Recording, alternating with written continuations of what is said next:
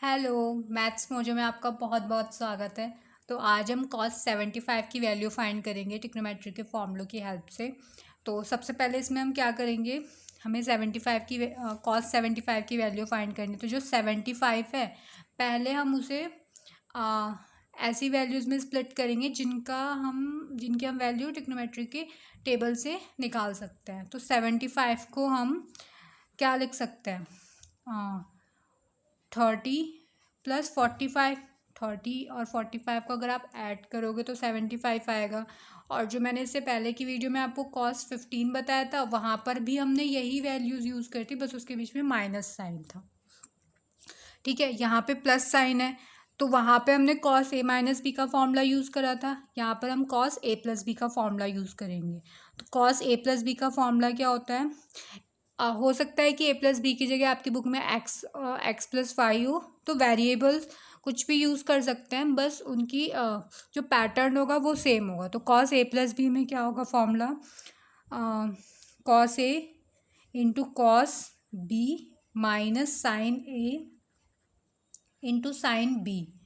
ठीक है, जो cos a माइनस बी का फॉर्मूला था वहाँ पे यहाँ पे प्लस साइन आता है, और ये प्लस का फॉर्मूला है तो यहाँ पे माइनस साइन आता है, तो यहाँ पे अपोजिट साइन आते हैं। ऐसे अगर आप साइन का फॉर्मूला यूज़ करोगे तो वहाँ पे सेम साइन आता है। अगर प्लस का फॉर्मूला है तो प्लस साइन आएगा, और माइनस का फॉर्मूला है तो माइनस साइन आएगा। ठीक है, अब ये फॉर्मूला लिख दिया हमने। अब बस हम यहाँ पे क्या करेंगे, यहाँ पे ए की जगह क्या होगा 30 डिग्री और बी की जगह 45 डिग्री पुट कर देते हैं। तो क्या हो जाएगा, cos 30 degree plus 45 degree equals to cos 30 degree into cos 45 degree minus sine 30 degree into sine 45 degree. ठीक है, तो अब यहाँ पर हम वैल्यू पुट कर लेते हैं। यहाँ पर इस साइड आप cos 75 भी लिख सकते हो। 75 को पहले ऐसे ब्रेक करा, फिर इसे ऐसे एक्सपेंड कर दिया। ठीक है, अब इसके बाद यहाँ पर अब हम क्या करेंगे, अब हम वैल्यू पुट कर देते हैं। तो cos 30 की वैल्यू क्या होती है, √3/2। जो साइन 60 की वैल्यू होती है वही cos 30 की वैल्यू होती है, इंटू cos 45 की जगह पे हम क्या लिखेंगे 1/√2, माइनस साइन 30 की जगह पे क्या लिखेंगे 1/2, और साइन 45 की जगह पे क्या लिखेंगे 1/√2। इन सब की वैल्यू हम ट्रिग्नोमेट्री की टेबल से आराम से चेक कर सकते हैं। ठीक है, फिर यहाँ पर इस साइड हम cos 75 लिख देते हैं। अब इसको हम एलसीएम यहाँ पे ये दोनों रेशनल फॉर्म में, बीच में प्रोडक्ट का साइन है, तो यहाँ पे न्यूमरेटर की न्यूमरेटर से मल्टीप्लाई हो जाएगी और डिनोमिनेटर की डिनोमिनेटर से। तो क्या हो जाएगा √3 इंटू 1 √3, 2 इंटू √2 2 √2, माइनस 1 इंटू 1 1, और अपॉन में 2 इंटू √2 2 √2। ये हो गया। ठीक है, अब इसका हम एलसीएम लेंगे। तो आप देखो दोनों के अपॉन में सेम वैल्यू है, तो यही उसका एलसीएम हो जाएगा।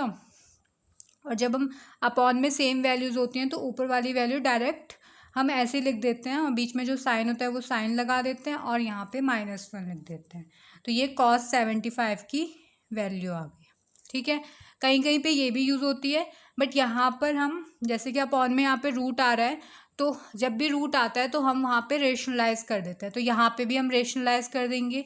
रेशनलाइज करने के लिए हम क्या करेंगे कि जो अपॉन में रूट में वैल्यू होगी हमें उसे ही रिमूव करना होता है। तो अगर इसके बीच में प्लस माइनस में कोई वैल्यू होती है तो उसके हिसाब से हम वहाँ पे मल्टीप्लाई करते हैं। तो यहाँ पे √2 है तो केवल हम यहाँ पे √2 से ही मल्टीप्लाई और डिवाइड कर देंगे, और ज़्यादा हमें कुछ नहीं करना है इसमें। फिर बस ऊपर हम न्यूमरेटर की न्यूमरेटर से, डिनोमिनेटर की डिनोमिनेटर से मल्टीप्लाई कर देंगे।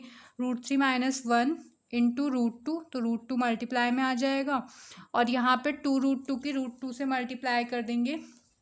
तो जब रूट में सेम वैल्यूज़ होती हैं और उनका हम प्रोडक्ट करते हैं तो बस यही वैल्यू आ जाती है और रूट रिमूव हो जाता है। तो 2 इंटू 2 आ जाएगा, √2 इंटू √2 2 हो जाएगा। ठीक है, स्क्वायर रूट है ये। फिर इसके बाद √2 की यहाँ पे अंदर मल्टीप्लाई कर देंगे तो ये √6 हो जाएगा, माइनस √2 की 1 से करेंगे तो √2, और अपॉन में 4। तो cos 75 की एक ये भी वैल्यू होगी। तो आप कहीं कहीं पे ये भी वैल्यू यूज़ होती है, और कहीं पे आप ये भी वैल्यू यूज़ कर सकते हो, जो दूसरी वाली है जो हमने ऊपर निकाली है, √3 - 1 अपॉन 2 √2। तो इस तरीके से हमने cos 75 की निकाल लिया। अगर आपको किसी का भी 75 निकालना हो, चाहे cot 75 हो, मतलब किसी का भी 75 निकालना हो, उसकी वैल्यू निकालना हो, तो हमेशा आप उसे 30 और 45 में स्प्लिट करना। फिर उसके बाद उनका जो a+b वाला फॉर्मूला होता है वो यूज़ करना, आपको वैल्यूज़ मिल जाएंगी। ठीक है, आप इस मेथड से करोगे तो आपको कोई भी 75 की वैल्यू निकालने में, किसी भी रेशियो की 75 की वैल्यू निकालने में कोई प्रॉब्लम नहीं होगी। तो आई होप आपको एक समझ में आया होगा। अगर इस क्वेश्चन में आपको किसी भी स्टेप में कोई प्रॉब्लम हो तो आप मुझे कमेंट करके बता देना, मैं कोशिश करूँगी कि मैं आपकी प्रॉब्लम सॉल्व कर सकूँ। ठीक है, अब मिलता है फिर नेक्स्ट वीडियो में एक और क्वेश्चन के साथ। Thank you for watching.